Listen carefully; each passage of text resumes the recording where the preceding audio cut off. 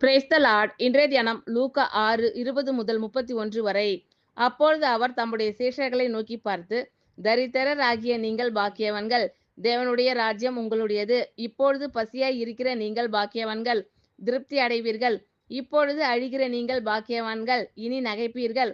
மனுஷகுமாரன் நிமித்தமாக ஜனங்கள் உங்களை பகைத்து, உங்களை புறம்பாக்கி, உங்களை நிந்தித்து, உங்கள் நாமத்தை பொல்லாததென்று தள்ளிவிடும்போது நீங்கள் பாக்கியவான்களாய் இருப்பீர்கள்.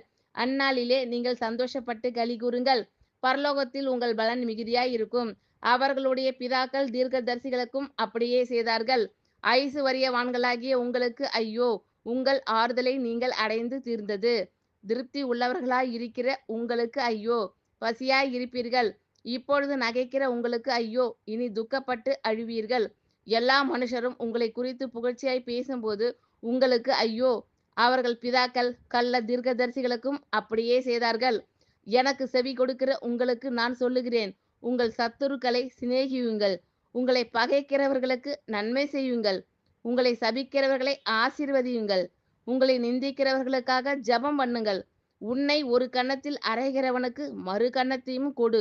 உன் அங்கியை எடுத்து கொள்ளுகிறவனுக்கு உன் வஸ்திரத்தையும் எடுத்துக்கொள்ள தடை பண்ணாதே.